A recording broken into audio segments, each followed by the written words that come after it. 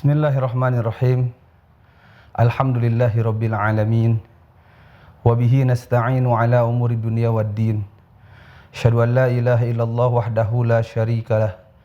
Wa asyhadu anna Muhammadan abduhu wa rasuluh alladzi la nabiyya ba'dah, amma ba'du. Para pemirsa Persis TV yang dimuliakan Allah Subhanahu wa taala, alhamdulillah, puji dan syukur kita panjatkan kepada Allah Subhanahu wa taala. Sampai detik ini kita masih diberikan kesehatan sehingga kita masih bisa berjumpa kembali meskipun melalui media online seperti ini. Terutama di bulan Ramadan yang penuh dengan berkah ini. Semoga kita senantiasa diberikan kekuatan oleh Allah Subhanahu wa taala untuk menjadi hamba-hambanya yang bersyukur, yang mengimplementasikan syukur kita dalam bentuk amal dan ibadah kepada Allah Subhanahu wa taala. Pemirsa Persis TV yang dimuliakan Allah Subhanahu wa taala,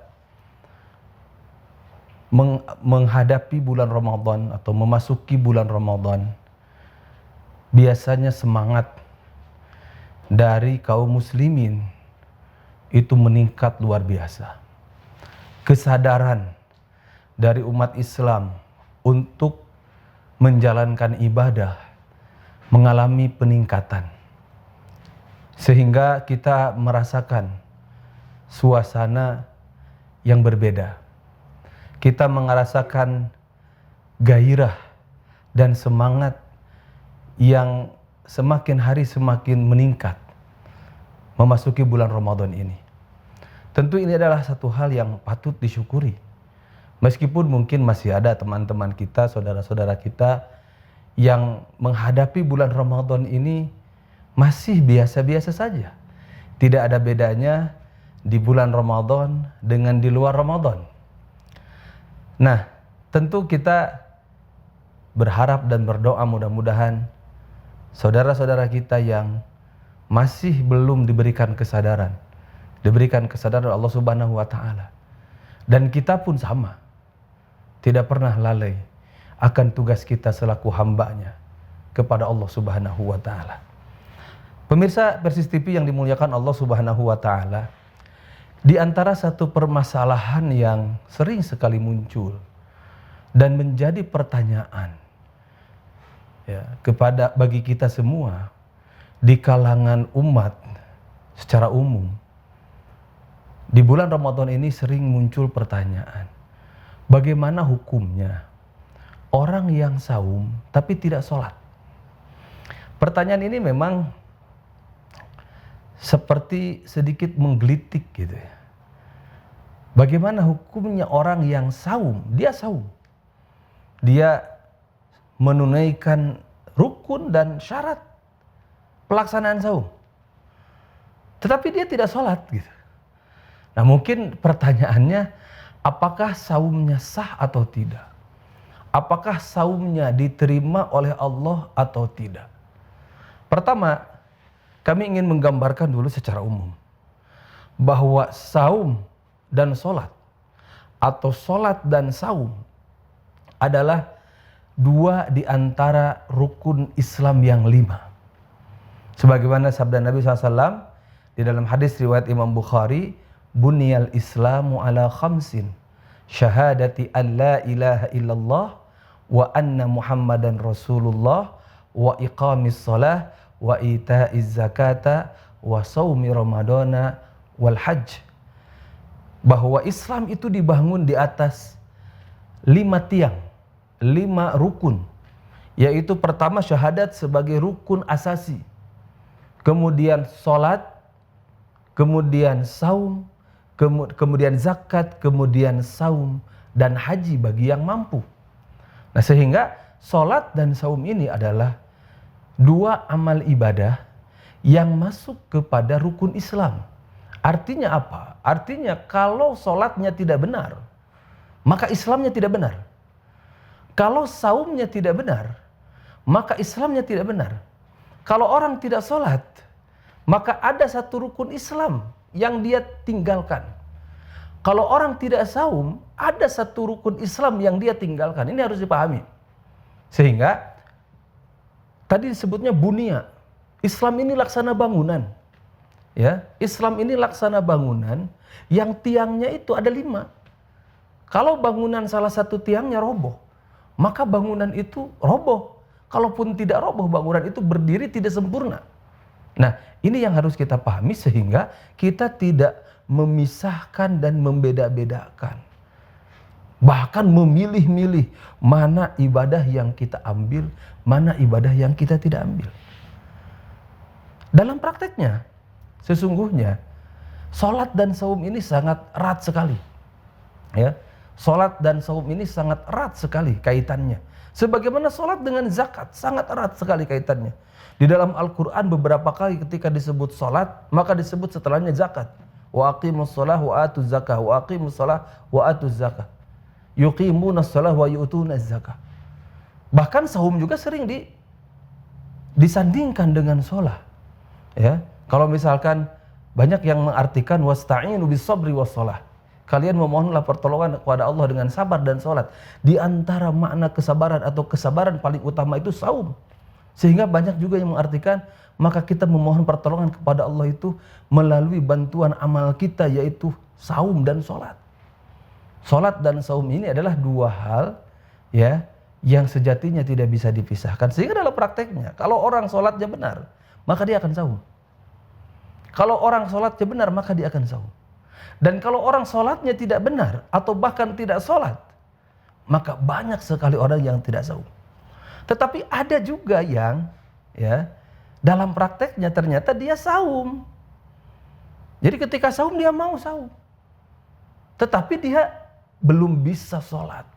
Nah, lalu hukumnya bagaimana? Apakah saumnya sah atau tidak? Pertama, saum itu ya intinya adalah al-imsak anit ta'ami wasyarabi wal jima'i min tulu'il fajri ila ghurubis syamsi ma'an niyati. Saum itu adalah tidak makan, tidak minum, dan menahan syahwat dari mulai terbit fajar sampai terbenam matahari. Itu saum. Dibarengi dengan niat untuk saum. Nah, sehingga kalau itu tercapai semua, maka secara hukum syariat saumnya sah. Ya, maka secara hukum syariat saumnya sah. Bagaimana kalau orang tidak sholat kemudian dia saum? Dan saumnya terlaksana tadi rukun dan syaratnya. Ya, dia niat saum, kemudian dia dari pagi dari fajar sampai terbenam matahari tidak makan, tidak minum, menahan syahwat, ya. Dan dia memang niatnya itu untuk saum dan dia mukmin. Mukmin artinya dia iman kepada Allah dan Rasulnya. Maka secara syariat itu saumnya sah. Ya, saumnya sah. Tetapi, nah ini ada permasalahan lain gitu. Bukan hanya sekedar sah saumnya. Kalau saumnya secara tersendiri saum itu sah. Tapi, nah ini jangan berhenti di sini. Kenapa? Karena ada permasalahan lain bagi orang yang saum dan dia tidak sholat. Tidak sholatnya ini menjadi masalah. Ya, tidak sholatnya ini menjadi masalah. Nah, tentu jelas tidak sholat ini masalah, bukan hanya menjadi masalah, bahkan masalah besar. Nah, maka ketika dia meninggalkan sholat tapi dia saum, apakah peninggalan dia terhadap sholat atau tidak sholatnya dia itu berpengaruh kepada saumnya atau tidak? Berpengaruh kepada sah dan tidaknya saum? Mungkin tidak. Tetapi saumnya ini apakah berguna bagi dia atau tidak? Ya. Nah, ini kita coba lihat. Maka saya di sini mengulas sedikit. Apa hukumnya orang yang tidak sholat? Ya, apa hukumnya orang yang tidak sholat? Orang yang tidak sholat, ya, orang yang tidak sholat ini bisa dikategorikan menjadi diklasifikasikan menjadi 2 kategori. Ya, secara umum. Pertama, orang yang tidak sholat dan memandang sholat itu tidak wajib. Dan dia inadan, wa juhdan, wa inkaron. Dia mengingkari. Kenapa Anda tidak sholat? Ya buat apa sholat? Ya, sholat ini tidak wajib misalkan. Nah, para ulama sepakat kalau ada orang yang mengatakan tidak sholat dan dia memandang sholat itu tidak wajib, maka dia kafir. Ya, kalau dia mengingkari kewajiban sholat, kemudian dia tidak sholat, mengaku beriman, tentu kita tidak sedang berbicara orang yang tidak beriman. Kita sedang berbicara orang yang mengaku beriman, mengaku Islam, tetapi dia tidak sholat. Maka kalau dia meninggalkan sholatnya itu karena inkar, karena menolak kewajiban sholat, bahkan sebagiannya ada yang berapologi, berdalih, ya, dengan mengatakan misalkan sholat itu kan tanha anil fahsya wal munkar. Saya tidak sholat dan saya tidak pernah fahsya dan munkar, berarti saya tidak mesti sholat. Nah, ini sudah berapologi, sudah memberikan alasan-alasan yang bukan pada tempatnya karena kemungkaran paling besar, ya, fahsya paling besar itu adalah tarkus sholat. Bagaimana mungkin orang yang yang meninggalkan sholat, dia tidak meninggalkan fahsya dan munkar? Tidak mungkin. Orang kalau sudah berani tidak sholat, maka dia akan berani untuk menghalalkan yang haram dan mengharamkan yang halal. Catat ini, ya. Jadi pertama, ulama sepakat kalau ada yang tidak sholat dan sholatnya itu dan tidak sholatnya itu karena dia inkar, maka dia telah kafir. Yang berbeda pendapat itu adalah orang yang tidak sholat karena malas, orang yang tidak sholat karena lalai. Jadi kalau ditanya, anta muslim? Saya muslim, ya, KTP-nya Islam. Ente sok sholat ente? Tara. Kamu suka sholat? Tidak sholat. Kenapa? Nggak tahu, saya malas misalkan. Nah, untuk orang yang tidak sholat dan tidak sholatnya ini karena malas atau karena lalai, sibuk bekerja sehingga lupa sholat gitu. Padahal kalau ditanya, kamu muslim? Muslim. Kamu tahu sholat itu wajib? Tahu sholat itu wajib. Tapi dia meninggalkan sholat. Maka para ulama mengatakan, ada yang mengatakan tetap dia kafir. Ya, berdasarkan dalil, al-ahdul ladzi bainana wa bainahum as-shalah, faman tarakaha faqad kafara. Ya, perjanjian antara kami dengan mereka itu adalah sholat. Barang siapa yang meninggalkan sholat berarti sudah kafir. Ya.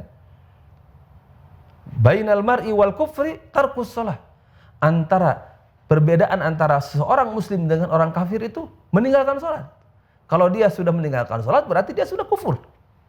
Nah, tetapi sebagian lagi mengatakan bahwa kalau tidak sholatnya itu bukan karena inkar, bukan karena menolak kewajiban sholat, maka dia tidak kafir tapi fasik.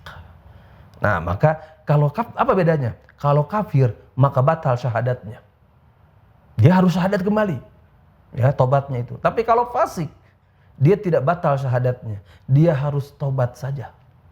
Dia tobat, memperbaiki amal ibadahnya dan memohon ampun kepada Allah dan tidak mengulangi kesalahannya lagi. Kalau sebelumnya dia tidak sholat, dia sholat sekarang. Nah, maka mensikapinya itu adalah, ya, ada yang dibilang ada yang mengatakan harus dipenjara, harus ditahan, diminta taubatnya sampai dia sholat, ya, sampai dia sholat. Nah, ini artinya apa? Artinya sholat ini mempunyai kedudukan yang luar biasa. Bahkan di dalam hadis sebutkan as-salatu imaduddin, faman aqamaha faqad aqamad-din, wa man hadamaha faqad hadamad-din. Salat itu tiangnya agama. Barang siapa yang mendirikan salat, dia telah mendirikan agamanya. Barang siapa yang meruntuhkan salat, dia telah meruntuhkan agamanya. Awwalu ma yuhasabu bihil mar'u as-salah. Amal pertama yang nanti dihisab, ya, pada hari kiamat itu adalah salatnya. Kalau salatnya beres, maka seluruh amalnya akan beres. Tapi kalau salatnya tidak beres, maka seluruh amalnya itu tidak beres. Nah, dari sinilah hadirin ikhwatul iman, para pemirsa Persis TV yang dimuliakan Allah Subhanahu wa taala, maka ketika ada orang yang saum tapi tidak sholat, mungkin kebalikannya agak sulit. Dia sholat tapi tidak saum. kalau tidak ada alasan. Tapi kadang orang saum bisa, tapi sholat karena mungkin di luar saum dia malas, di luar saum dia sering meninggalkan sholat, lalai, maka saumnya bisa, sholatnya bolong-bolong gitu, ya. Maka kita tentu mengapresiasi semangat dia melaksanakan saum, tapi di sisi lain kita patut mengingatkan bahwa saumnya tersebut kalau di waktu yang bersamaan dia tidak melaksanakan sholat, maka pahala saumnya itu akan hancur, akan gugur. Ya, kita mengenal hadis, kam min shaimin laisa lahu min siyamihi illa al-ju' wal 'atas. Banyak sekali orang yang saum tidak kebagian dari saumnya kecuali apa? Lapar dan dahaga. Kenapa? Karena dia menahan lapar, menahan dahaga, tapi tidak menahan amarahnya, tidak menahan lisannya dari perkataan yang jelek, tidak menahan pandangannya dari melihat yang diharamkan, tidak menahan pendengarannya dari mendengar yang diharamkan, tidak menahan hatinya dari bisikan-bisikan yang memalingkannya dari taat kepada Allah Subhanahu wa taala. Maka orang tersebut saum. Sah saumnya. Tetapi pahala saumnya hanya ju' wal 'atas. Dia sholat, bisa jadi dia sholat. Maka apalagi kalau orang yang tidak sholat. Jadi kalau dikaitkan dengan hadis tadi, sholat itu tiangnya agama. Kalau dia mendirikan sholat, mendirikan agama. Kalau sholatnya gugur, maka orang yang saum tapi tidak sholat, ini saumnya secara syariat sah. Tetapi nilai dari saumnya itu gugur. Kenapa? Karena tidak ada penopang lainnya, yaitu tadi sholat tadi. Maka amalnya ini bisa hancur, ya. Jadi sah saumnya. Nah, bagaimana sikap kita? Maka kepada saudara-saudara kita yang punya kesadaran untuk saum, tapi tidak ada kesadaran untuk sholat, maka kita ingatkan mereka bahwa sholat dan saum itu tidak bisa dipisahkan, ya. Karena kedua-duanya rukun Islam. Maka laksanakanlah saum, laksanakanlah sholat sebaik-baiknya. Memang secara fikih, kalau rukun dan syaratnya terlaksana, tidak kita katakan bahwa saumnya tidak sah. Tetapi secara amaliyah indallah itu menjadi tarkus sholat itu menjadi muhbit, ya, menjadi penggugur dari pahala saum itu sendiri. Nah, karena itu, ya, maka sekali lagi untuk kita semua terutama di sini, mari kita jaga semuanya. Jaga sholatnya, jaga saumnya. Yang wajib mengeluarkan zakat, jaga zakatnya, ya, tunaikan zakatnya. Yang sudah mampu haji, laksanakan hajinya. Nah, inilah yang harus kita jaga Islam ini. Dan nanti diperindah, ya, diperkaya dengan apa? Dengan amalan-amalan sunnah sebagai bukti kecintaan kita kepada Allah Subhanahu wa taala. Jadi sekali lagi, ya, kita tentu memberi apresiasi kepada teman-teman yang sudah melaksanakan saum, tapi di sisi lain kita mengingatkan mereka dan mengingatkan kita juga agar saum kita juga dibarengi dengan sholat yang benar.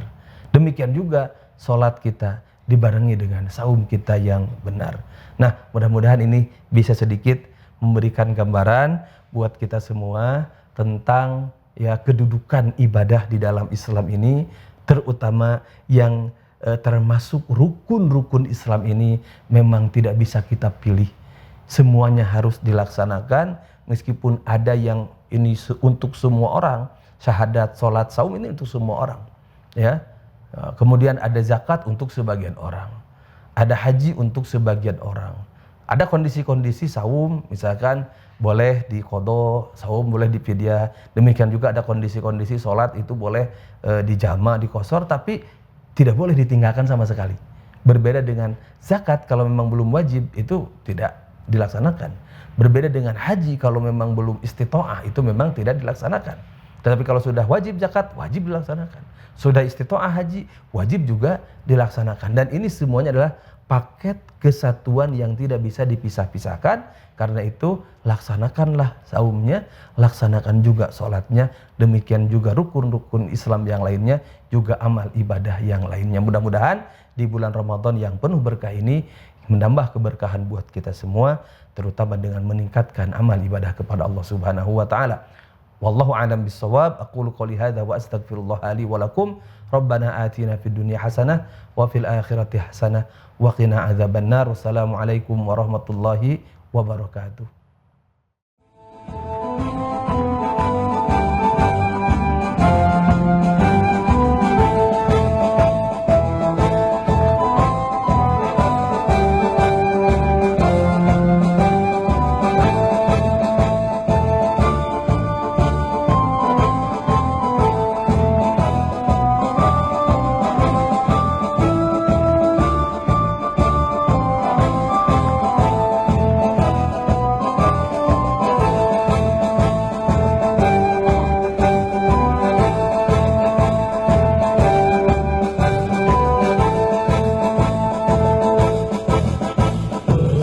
Persatuan Islam, persatuan